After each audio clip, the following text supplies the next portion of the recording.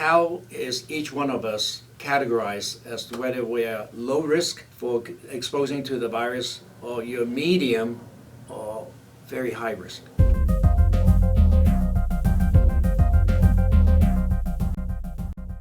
So majority of us luckily is very low risk, and unless you live at the source of the problem, I would say a good number of those people belong to high risk. But in the United States, you are low risk before you're even exposed to anybody. But the majority of us, you have to know that you shouldn't be fearful of the fact that this is a problem occurring right now. The fact is, a lot of people are buying certain things like masks to hopefully avoid getting infected. I think in many ways is an overreaction to what the overall situation is like. And number two, that you don't really have to stock up a lot of supplies at home. It becomes almost a crowd mentality that fear has been instilled. Unfortunately, a lot of times it's through the media, because we do listen to the news, and the more they talk about it, the more fearful we become, which is a natural human behavior.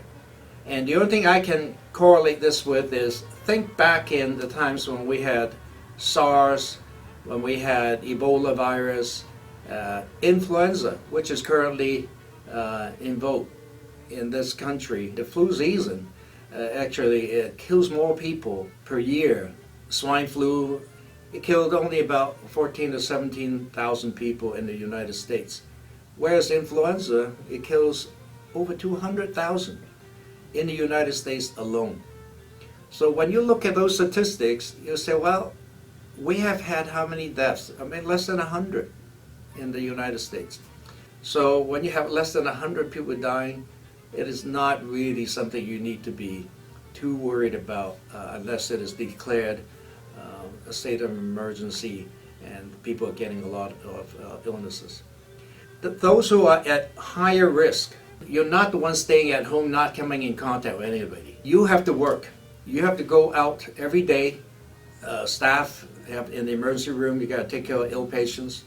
The police, the firemen, they are there day in, day out, exposed to whoever needs their help. And they don't know who these people are, whether they're infected or not. Now, those are people who are considered to me to be at higher risk. For them, the exposure will be minimized by using equipment that they are provided. Now, those who are at higher risk, like if you are sick with many medical problems, of course that is something that you need to be concerned about. If you have uncontrolled diabetes, you have heart disease, you had recent heart attack, you had pneumonia, you have cancer, you're on medications that suppresses your immunity.